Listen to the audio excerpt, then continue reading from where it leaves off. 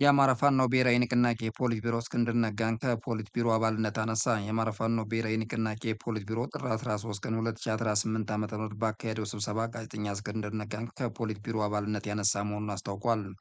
ጋዜጠኛ እስክንድር ነጋ አዲስ በተመሰረተው የአማራ ፋኖ ብሔራዊ ንቅናቄ የፖሊስና ስትራቴጂክ ጉዳዮች መምሪያ ኃላፊ ተደርጎ የተመደበ ቢሆንም ምደባውን እንደማይቀበለው ጥር 11 ቀን 2018 ዓ.ም ይፋ አድርጓል። ይህን የተመለከተው የአፋባን የፖሊት ቢሮ እስክንድር ነጋ ከፖሊት ቢሮ አባልነት ለመልቀቅ ያቀረበውን ጥያቄ የገመገመ ሲሆን ጥያቄው ያለማንም ጣልቃ ገብነት በራሱ ፍላጎት የቀረበ መሆኑን ገምግሟል። ግለሰቡ ጥያቄውን በሚዲያ በኩል ማሳወቁ ትኩረት ፈላጊነትና ስህተት መሆኑን የገመገመ ሲሆን ጋዜጠኛ እስክንድርም በሚዲያ ማሳወቁ ስህተት መሆኑን አምኖ ይቅርታ ጠይቋል። የአማራ ፋኖ ብሔራዊ ንቅናቄ ፖሊት ቢሮ የጋዜጠኛ እስክንድር ነጋን ከፖሊት ቢሮ አባልነት መልቀቂያ የተቀበለው ሲሆን በሱ ምትክ ሌላ የፖሊት ቢሮ አባል እንዲተካ ወስኗል። የፖሊት ቢሮ እስክንድር ነጋ በተራ አባልነት ለመቀጠል ያቀረበውን ጥያቄ መቀበሉን አስታውቋል።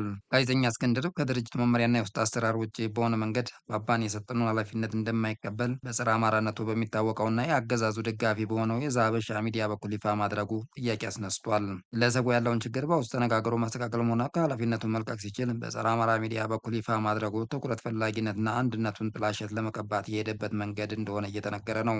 ጋዜጠኛ እስክንድር ነጋ የተሰጠውን የኃላፊነት ቦታ አንድነት በተፈጠረ ማግስት አልፈልግም ማለቱ በግለሰቡ ፍላጎትና ቀናይነት ዙሪያ ጥያቄ አስነስቷል።